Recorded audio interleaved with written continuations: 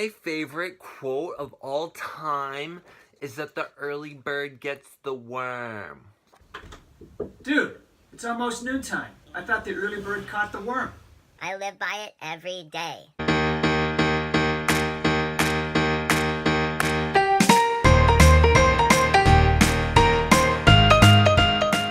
Hello humans, and welcome to the Daily Think Share. My name is Zach, and I'm here to bring to you some of the things I've been sharing about, reading about, talking about with other people.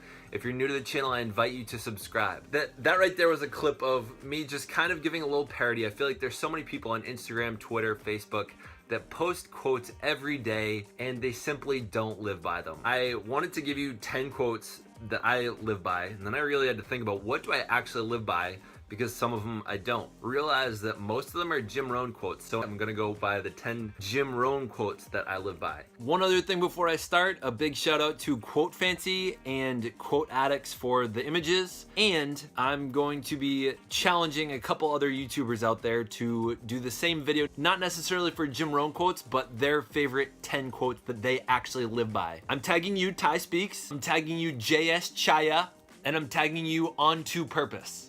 And I'm tagging you, Caleb Maddix, the 15-year-old unbelievable success story entrepreneur that's just killing it out there. I invite you to do the same thing. But first, I want to give you a couple quotes that I don't live by just to show you that I'm a human.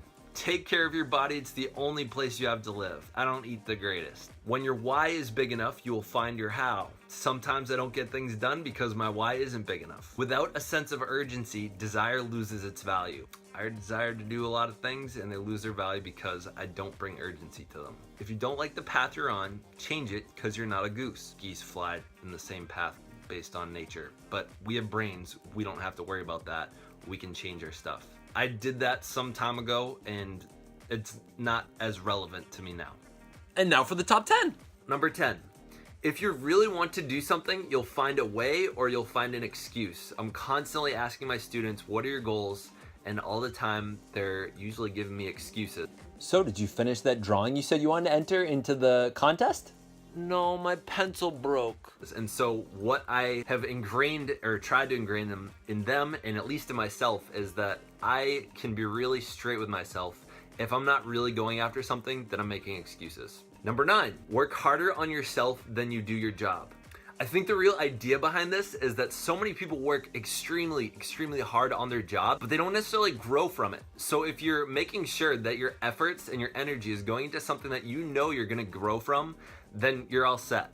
Now, some people have work that they do grow from exponentially, and so that's kind of fine. You can work on it equally as hard. But really, the goal is to grow yourself, not just the company that you're working for or whoever you're working for. Number 8. Don't wish it were easier, wish you were better.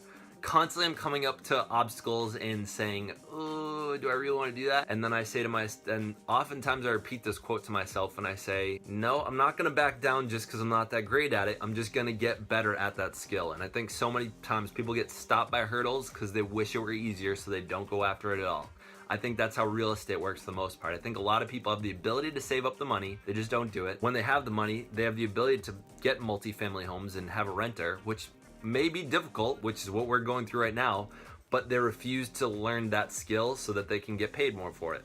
Number 7, successful people do what unsuccessful people are unwilling to do. Oftentimes when I'm having a hard time eating well, waking up early, making sure to make that YouTube video today, or keeping my word, I just say to myself, I don't want to be average. I don't want to be one of those people that is unsuccessful or ordinary. I kind of compare myself against this stereotype that I don't want to be like. Number 6, don't let learning lead to knowledge, let it lead to action. One of the things I talk about in my TED Talk is action is the mother of all success. If you aren't taking action, you aren't being successful. And I'm someone that likes to read a lot. I listen to a lot in audiobooks, but for the most part, a lot of times people just read a ton and they don't let it lead to action. I'm pumped because having a YouTube channel, you have the opportunity to take action almost every day just by talking about something you're learning about and trying to teach others. Number 5, poor people have big TVs, rich people have big libraries. One of the things Alyssa and I are planning on doing is having at least either a small TV or no TV in our next home. We definitely want to be reading a lot And back when we lived on our own, we barely watched TV. I think the main idea here is that people that watch TV are looking to be entertained. People that are reading are growing themselves. At least they're exercising something more than someone watching TV. So when you go to someone's home and you see a big TV, ask where their library is and see, are they keeping up with the Joneses or are they actually successful? Number 4, success is something you attract by being an attractive person. All the time I'm working on becoming a more attractive person, having a YouTube channel, writing a book, being authentic in my conversations, having a great marriage, having uncomfortable conversations, trying to be a role model for others. And I think that by doing those things, I become a more attractive person.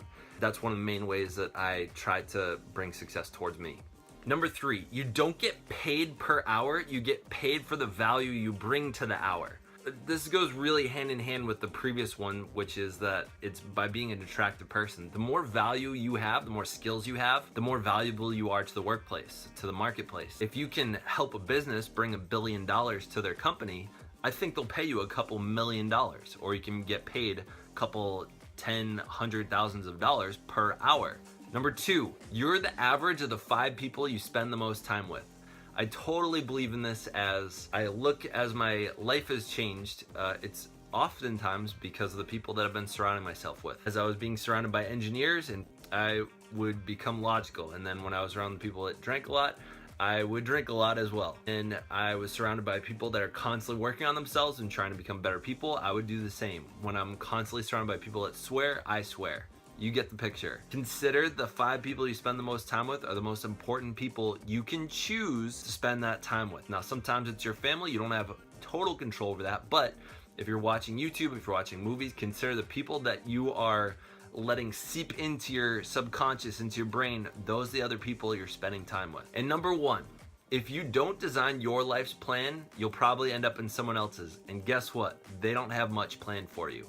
So for all the lifestyle entrepreneurs out there, all the lifestyle designers out there, you know exactly what I'm talking about. The people that are designing their lives, that want to build companies and want to change the world for the better, for the worse, for their benefit, you will fall into those plans if you don't create your own plans. Most people say go to college to get a good job.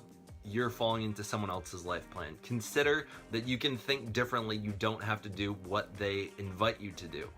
So I hope you enjoyed it.